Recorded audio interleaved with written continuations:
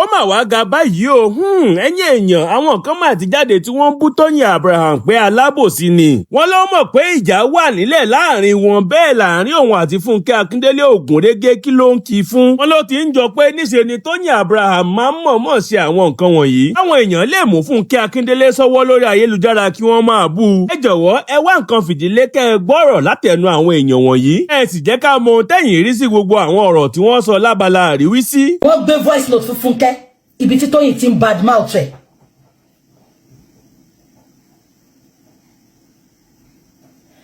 tó bá yá Funke lè gbé síta tó bá yóò dẹ̀ lè má gbé síta. wọ́n gbé voice note fún Funke live ibi tí Tóyin ti ń ba Funke jẹ́. I can tell you that for free. No, ẹ rí pé Funke lánàá Funke ò wúwo wà yẹn rí. Funke was overconfident pẹ̀lú nǹkan tó ṣe fún Tóyin yẹn. She was overconfident pé wọ́ mi nǹkan tí social media máa sọ. Ó dúró tán ni. Ó tún dìde ó lọ́njọ́. Ó dúró tán ni pé yàrá yà yín. Èmi sọ fún yín àfi tó ń bá gbé jáde. Ibi tí Tóyin tó ti ń ba Funke jẹ́ lẹ́yìn tó ti parí ìjà tó ti ń sọ̀rọ̀.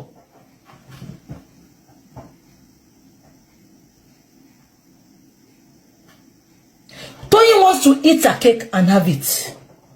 Ó lè má bà mí jẹ́. Kó wá máa fẹ́ kí mi, kó wọ́ọ̀kì bẹ́ẹ̀. Ṣé dandan ni kó kí mi ni? Má kí mi, kíkí ò jẹ́ nǹkan kan fún mi. I don't want to mingle with evil people. I don't want to mingle with pretentious people. Day your day. But because ó fẹ́ sọ Funke lẹ́nu lánàá ló ṣe lọ kí. Mo sọ kiri kan fábúrò mi. Mo ní kó má yà lẹ́nu pé Funke àti Tóyin ti pàdé ìta gan tí Funke fẹ́ kí tí ò dáhùn. Ṣé pé yẹn tún possible? Ṣé pé possible ṣá? Ṣé pé possible? Ó lè ti pàdé ìta gan kó fẹ́ kí kó má dáhùn. Kí Funke náà wá wò pé máa ṣe fún. Ẹni sọ̀rọ̀.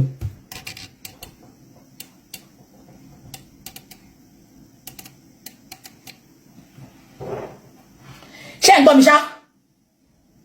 Mo sọ bẹ́ẹ̀ fábúrò mi. Mo ní sórí VDM ó ti ṣí ojú wa gan lórí social media. I just don't believe what I see on social media now. I think deep. I think outside the box. Money, Moyo, ó ṣe é ṣe gan kó jẹ́ pé Funke ti fẹ́ kí Tóyin lẹ́nu ọ̀nà. Tí Tóyin ṣe bẹ́ẹ̀ tí ò rí. Tó wá ṣẹ̀ṣẹ̀ wá padà fẹ́ kí Funke á dá padà. Funke á dá padà. Mo bá ráwọ̀ kan tán sọ pé kò tiẹ̀ dá ó tiẹ̀ gbọ́ kò bá tiẹ̀ dá lóhùn ọba àmàjà olórí burúkú ni ẹ̀yin tẹ́ jẹ́ kí Nàìjíríà dá nìyẹn. Ẹ̀yin tẹ́ jẹ́ kí Nàìjíríà dá nìyẹn.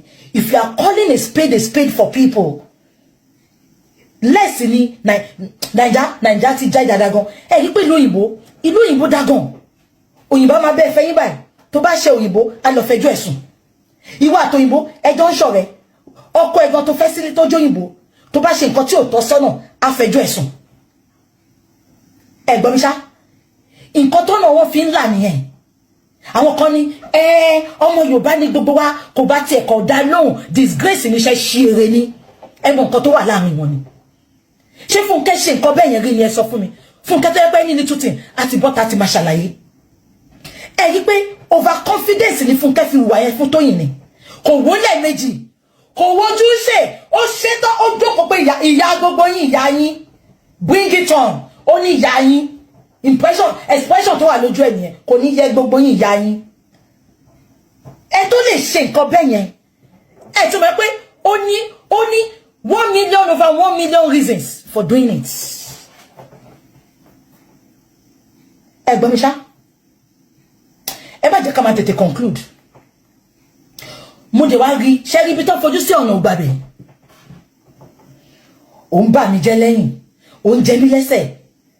Tó bá yẹ pé gbà kan tí Titans yìí wà láyé ni tán tí di òkú. Nǹkan tí Tóyin ṣe fún Funke December yẹn. Tó sọ pé Funke ò jẹ́ kán wo fíìmù òun Funke ń bribe àwọn cinema wọ́n ti cancel Funke lórí social media ẹ mọ̀ bẹ́ẹ̀ ṣá but Ọlọ́run tó wà lẹ́yìn Funke Ọlọ́run tó rí pé Funke ò ṣe bẹ́ẹ̀ òun ló dúró ti Funke Ọlọ́run tó dẹ̀ ń jà fún Funke yẹn náà òun ló jẹ́ kí Tóyin ṣẹ̀sìn lánàá ẹ lọ wo comment gbogbo àwọn èèyàn many people came out with a good submission wọ́n náà kíyàn ẹ̀jọ́ ṣe ẹ̀ ń ṣọ̀rẹ́ kí ló lọ kí fún Àbòsí ni. Don't you expect submission Àwọn Eyan? She never. Tebara don't go to another submission. They are wicked. They are the supporters of evil. Mo pé ìwà àtẹ̀yàn ẹ̀ kì í sọ̀rọ̀, ó lọ ń tàpọ̀ ẹ̀, ó lọ ń kì. Oversabi, Alabosi. Àtẹ̀yìn náà, àǹtí àgbàyà, wọ́n ń kí yín ẹ̀ lè dáhùn. Tó bá yá yín lẹ máa lift up holy hands in the church. Ẹ máa wọ sùtánà, ẹ máa lọ sí church. Mi ò mọ nǹkan tẹ́ lọ ń gbọ́ nínú church. Ó kúkú lè jẹ́ pé ẹ̀yin méjèèjì ẹjọ́ ẹ fẹ́ máa chase clouds ni. Because mo ń fura sí the way tí camera yẹn ṣe capture ẹ̀yin méjèèjì. Bóyá ẹ̀ dẹ̀ act fún wa ni ẹ fẹ́ ká máa sọ̀rọ̀. Àwọn oníyẹ̀yẹ́ méjì. Industry yín yẹn, nífẹ̀ẹ́ ara yín. Kò sífẹ̀ẹ́ kan báyìí. Eye service ni gbogbo yín jọ ń ṣe fúnra yín. Tẹ́ bá ṣe, hey, my sister, how are you? Ẹ máa ọ̀gàrà yín. Kò sífẹ̀ẹ́. Gbogbo yín jowó ara yín ni. Everybody wants to be at the top. Gbogbo èèyàn ló fẹ́ wà ní top. Èmi nìkan máa rí. Ọlọ́run á kó yín yọ. How many times do you want people to drag one person because she's ignoring one person? How many times do one person have to ignore one person for that person to know this person is ignoring them, and that means this person doesn't want to fuck with you? Toyin Abraham, you're very obsessed with Funke Akindele. You deserve 10 dosa with the way you be operating things. Alabosi oni solenu deni.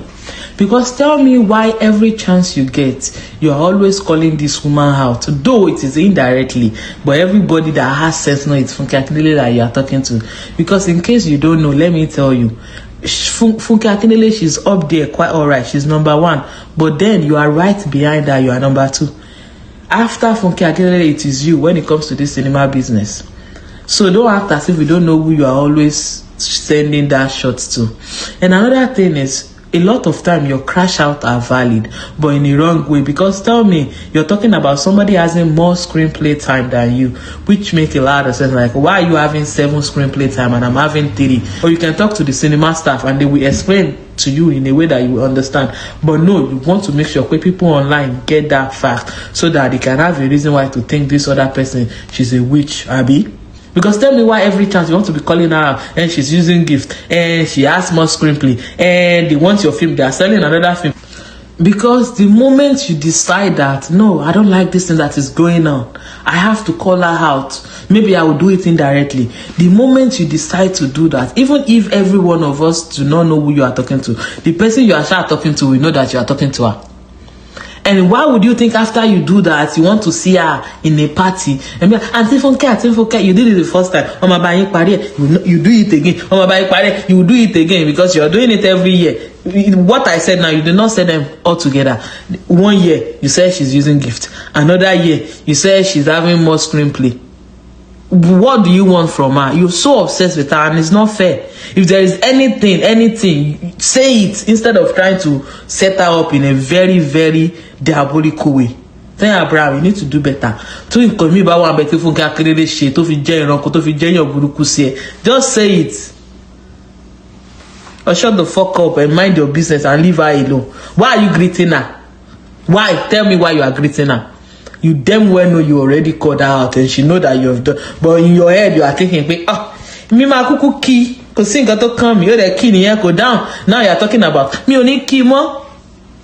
And to key you down. You only key more. So share to begin with. You both have people that love you.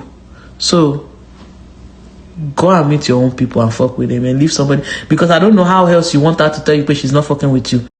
Ọ̀rọ̀ lẹ́tí gbọ́ yìí tẹ́ ò bá gbàgbé Yomi Fábíyì gan jáde lẹ́nu ọjọ́ mẹ́ta yìí. Ó wá sọ àwọn nǹkan kan nípa ìbáṣepọ̀ Ìyábọ̀ Òjó, Funke Akindele àti Toyin Abraham. Bẹ́ẹ̀ ló sọ nǹkan tó lágbára gidigidi nípa Toyin Abraham táwọn èèyàn ò kọbi ara sí. Ó dá mi lójú pé Yomi Fábíyì gan máa sọ pé àti kò fá nílẹ̀ Ifá ti ń ṣe. Lẹ́yìn tó bá rí ìṣẹ̀lẹ̀ tó ṣẹlẹ̀ láàrin Toyin Abraham àti Funke Akindele yìí. Àǹfààní àwọn tí kò bá tí ì gbọ́ ohun tí Yomi Fábíyì sọ, ohun tó sọ nìyí. Ó ti sún èmi dé stage tí Lizzy wá yẹn mi kàn fún wèrè pọ̀ tí ẹ̀ mo yá wá jókòó mi síbí mo yá kọ́ntínú. Ó ti tọ́ ọmọ mọ̀ tó ti dánwò sí mi lára ṣá. Bàbá mi gbọ́dọ̀ máa sọ fún yín. Nǹkan ti ṣe ní ìkà fún èmi.